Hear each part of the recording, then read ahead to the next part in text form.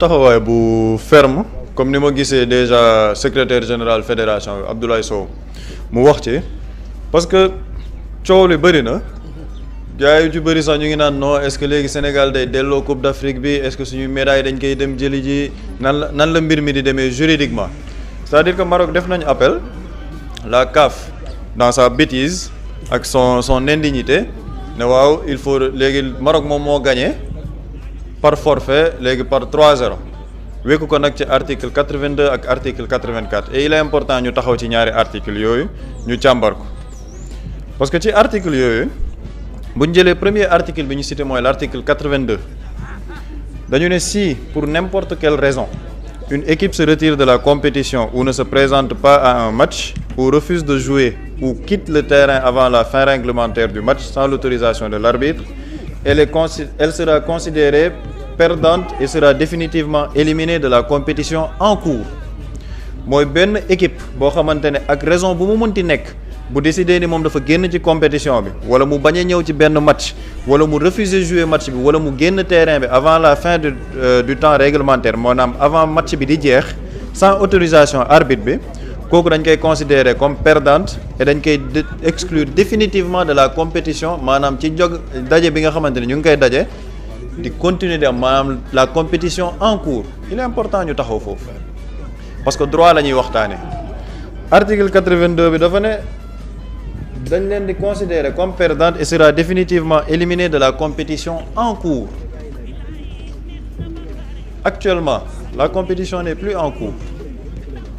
La compétition, elle s'est terminée le 18 janvier. 18 janvier, la compétition bi jeex dañu ne bu fekkee ne compétition bi mu ngi en cours kooku dañ koy déclarer comme perdante ñu daan ko 3-0 mooy match forfait bi ñuy wax. loolu moom mooy le premier élément juridique mooy la compétition n'est plus en cours compétition bi jeex na donc foofu article 82 bi déjà pertinence bi wàññeeku na léegi nag bu ñu jëlee article 82 bi nga xamante ni ñoom dañ ko wax nga demaat ci article 84 bi ñu cité ñu ne l'équipe qui enfreint les dispositions des articles 82 et 83 sera définitivement exclue de la compétition. L'équipe qui enfreint les dispositions des articles 82 et 83 sera définitivement exclue de la compétition. xam nga ci article 82 bi la ñu sukkandiku ne la compétition en cours fii ñu ne équipe bi nga xamante ne dafa enfreindre disposition article 82 boobu dañ lay exclure ci compétition bi le Sénégal n'a pas été exclu de la compétition ba tey waxuñ ne Sénégal dañ ko exclure ci Coupe d'Afrique de. lan moo tax le Sénégal ne peut pas être exclu de la compétition parce que tout simplement la compétition n'est plus en cours compétition bi jeex na déjà article 82 boobu ak 84 bi ça repose sur du léger léegi nañ jéggi article boobu parce que xam nga dafa am le règlement intérieur de la CAF mais règlement intérieur de la CAF boobu dafa am ay règles yoo xam ne ñoo ko chapeauté parce que dafa am ay instances yoo xam ne dafa rattaché wu à la FIFA ñoom ñooy définir toutes les règles yi dem ci football que ce soit les compétitions locales comme les compétitions internationales muy IFAB IFAB boobu boo demee dans l'article 5 de l'IFAB dañu ne par rapport ak décision arbitrée nan lañ koy mën a tëralee wala décision arbitrage ci yenn match yi nan lañ ko mën a jàngatee ci loi 5 boobu noonu article 5 bu IFAB bi ñu ne l'arbitre prend des décisions au mieux de ses capacités conformément aux lois du jeu et dans l'esprit du jeu ñu ne arbitre bi daal moom mooy càccu moom mooy jël décision yi nga xamante ni moom mooy xool au mieux de ses capacités moom ci li mu jàpp lan mooy li gën les décisions arbitrales reposent sur l'opinion de l'arbitre qui décide de prendre les mesures appropriées dans le cadre des lois du jeu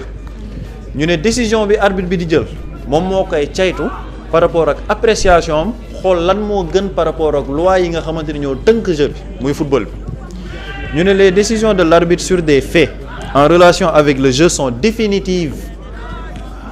les décisions de l'arbitre sur des faits en relation avec le jeu sont définitives mooy décision yi nga xamante ne arbitre bi jël na ko jëm ci li nga xamante ne jëm na ci match bi bu ko arbitre bi xasee ba jël loolu jeex na maanaam les décisions là amatuñ pour dellu si waat ci parce que la décision elle est définitive kenn mënatu ñëwaat ci décision boobu parce que arbitre bi moom moo jël ndogal bi parce que l'arbitre est maître du terrain selon les lois bi IFAB tëral te IFAB moom mooy tënk loi wu football ñu ne les décisions de l'arbitre et de tous les autres officiels de match doivent être toujours respectés bépp dogal boo xamante ne arbitre bi jël na ko dañ ko war a respecter foofu la mbir mi di neexee nag sur le plan juridique lan moo tax foofu la mbir mi di neexee par rapport ak li ñu ne dañoo retirer match bi dañoo retirer Coupe d'Afrique bi parce que le Sénégal dañoo quitter le match ne dootuñ ñëwaat foofu ñoom ñu ngi violer le règlement xam nga lan moo tax ñu ngi violer le règlement bi dafa tëral bu fekkee ne équipe bi dafa quitter match bi ne footballatul arbitre bi automatiquement mu décider de la fin du match parce que conformément à l'article 5 l'arbitre est le maître de la décision te la décision de l'arbitre relative au fait de jeu est définitive kon arbitre bi foofu bu apprécier woon la situation ne équipe nationale du Sénégal am na joueurs yu génn match bi jeex na Maroc la ñuy joxe comme gagnant compétition bi foofu am na ci lu mu tënk mais l'arbitre bi nga xamante ni moom la ñu laisser à l'appréciation des faits de jeu joueurs sénégalais te déjà sénégalais yëpp génnuñ gis nañ Sadio Mané taxaw ne day ramener l'équipe nationale du Sénégal pour ñu ñëwaat football donc volonté d'abandon bi ñuy wax il n'y avait pas cette volonté d'abandon parce que s'il y avait cette volonté d'abandon argument juridique bi foofu day tëb parce que l'équipe nationale du Sénégal est revenue sur le terrain pour jouer le match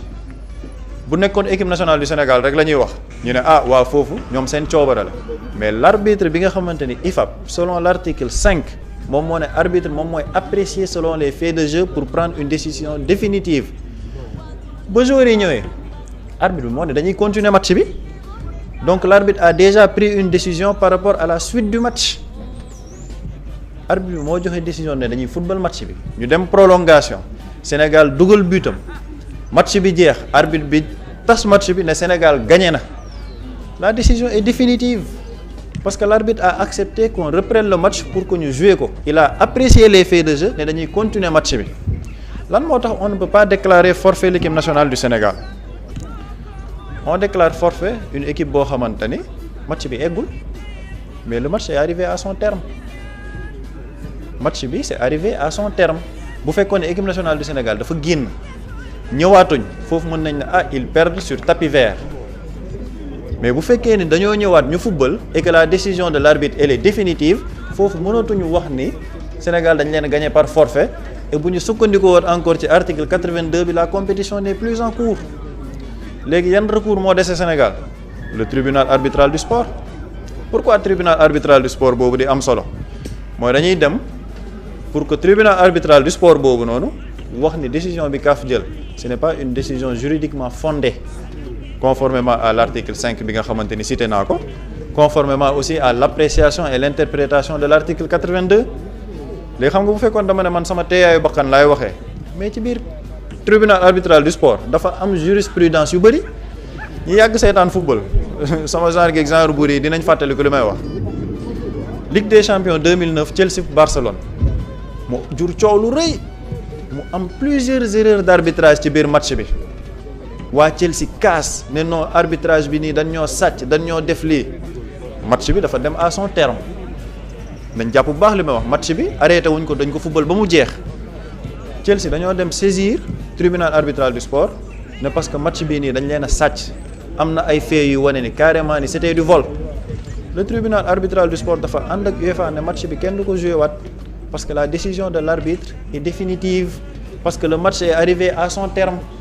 match bi football nañ ko ba mu jeex donc foofu lenn la ñu mën a def mooy ay amende wala ay suspension comme première décision bi ñëwoon ci match Sénégal xam nga boobu Chelsea la nañ dem ci UEFA amoon na ay préparatifs wala éliminatoire Euro en 2014 Albanie ak Serbie di jouer ñu koy jouer biir Serbie ñu dugg ci biir match bi am benn avion buy survoler parce que ñoom dañoo nekkoon ci benn tension politique entre les deux pays mu am benn drapeau bu doon survoler ak benn avion loo xamante ni mën na jur coow entre les deux pays coow am pëccëxoo am ci biir match bi supporters yi di casse fii joueurs yi di casse après les joueurs albanais dañoo génn ne dootuñ continuer match bi match boobu xam nga jeex na kenn joué wu ko UEFA ne dañuy jox victoire par tapis vert la Serbie 3-0 parce que gars yi continué wuñ match bi il y a eu une volonté manifeste d'abandon ba ñu demee tribunal arbitral du sport dañoo casser la décision de l'UEFA ñu ne parce que la volonté manifeste d'abandon nekku fa woon parce que des problèmes de sécurité moo amoon donc équipe bi mënoon nañ génn parce que la sécurité par rapport au match n'était pas assurée à l'équipe nationale de l'Albanie donc ñu casser décision UEFA bi ne tapis vert boobu dindi nañ ko te match boobu yeggul mais il y avait des raisons juridiques yoo xamante ni la sécurité n'est pas assurée mën nañu bañ a continuer et fii mënoon nañ ko wax ci match Sénégal bi parce que nos supporters ont été agressés nos joueurs Yehvan Diouf il a été agressé foofu mënoon nañu wax ni ñun la sécurité de notre joueur et de nos supporters n'est pas assurée parce qu'on est dans un environnement hostile ñu ngi ñuy attaqué donc footballatuñ. mais absolument mais yooyu noonu yëpp bu match bi eggul woon sax ñu dem tribunal arbitral du sport mën nañu jox dëgg ne parce que les conditions de sécurité n'étaient pas réunies mais waxuma la ak nag match bu jeex arbitre bi def rapport par rapport à la CAF joxe ne match bi nii la demee ñu jox le vainqueur le trophée xam nga lii kañ la dañ doon ñëwaat ne on retire le trophée au Sénégal s'il y avait des cas de corruption avérés par rapport ak match bi ñu ne waaw Sénégal dañoo jënd arbitre bi mu leer naññ wala ñu ne daa am ay cas de dopage wala leneen am xam nga dañ koy gis ci football européen benn équipe football ci benn compétition après ñu ne équipe bi déclaré nañ ko dafa perdre match bi sur tapis vert 3-0 mais foofu lan mooy tax day am règle yu ndaw yoo xam ne duñ ko respecter par exemple un joueur bu amul licence wala boo xamante ni dafa nekk sous le coup de la suspension ñu joué loo ko foofu mën nañ la retirer victoire parce que daa am ay éléments yoo xamante ni da nga jouer le match dans une procédure illégale mais bu fekkee ne match bi nag egg na le Sénégal a respecté toutes les conditions parce que le motif de l'abandon mënatuñ ko indi parce que bu abandon amoon Sénégal duñ ñëwaat ci terrain dañuy jël seen bus dem ñibbi seen yoon mais ils ont joué ils ont gagné sur le terrain une décision matérialisée par l'arbitre donc une décision définitive donc tribunal arbitral du sport bu ñu fa demee mais en toute logique et à 100% waa TAS dañuy casser la décision de la CAF parce que c'est une décision boo xamante ne juridiquement ce n'est pas bien fondé lii mooy les recours yi nga xamante ne Sénégal am na ko mais moo tax sànq may wax ni le Maroc li ñuy def c'est contre-productif parce que yow yaa ngi joxe ay arguments yoo xamante ne juridiquement c'est facilement démontable boo jëlee article yi ñu visé sax ñoom tontu na leen mais donc le Maroc ak la CAF ils sont en train de ridiculiser tout un continent ci loo xamante ne jaru ko c'est en fait indignité boo xamante ne dépassé na foo ko mën a natt foofu lañ nekk nii di dund avec le Maroc et la CAF léegi nag man damaa gëm ne CAF mais xam nañ ne tribunal arbitral du sport c'est-à-dire que vraisemblablement day ñëw rejoindre le Sénégal et cette coupe d'Afrique là mais bu nit ñu foog ni bon décision CAF bi ñëw na rek dañuy jël suñu coupe d'Afrique yóbbu ko bu ñu defee appel dem tribunal arbitral du sport peut-être mën na jël temps mais procédure boobu day tax la décision de la CAF elle est suspendue donc Sénégal ba léegi ñooy nekk le Sénégal est toujours champion d'Afrique parce que dañuy dugal recours au niveau du tribunal arbitral du sport donc match bi ñuy def le 28 Stade de France dañuy présenter waat suñu coupe d'Afrique feete ko avec les Sénégalais qui sont à Paris parce que le Sénégal est champion d'Afrique et ma gëm ni nag juridiquement tribunal arbitral du sport bu ñëwee dañuy gën a matérialiser li nga xamante ni textes yi ñoo ko bind xam nga ñun boo defee le parallélisme Sénégal ñu ngi fi doon coow affaire loi d'amnistie ba conseil constitutionnel yi joxe décision dafa ne loi d'amnistie boobu mënul entrer en vigueur wala interprétation bi jaru ko parce que yi ngeen wax noonu mooy crime yi cité nañ ay traités internationaux yoo xam ne ñoo ëpp doole sax ñun suñu charte parce que dañ ko ratifié de la même manière par rapport à la CAF bi nga xamante ne dañoo cité l'article 82 du règlement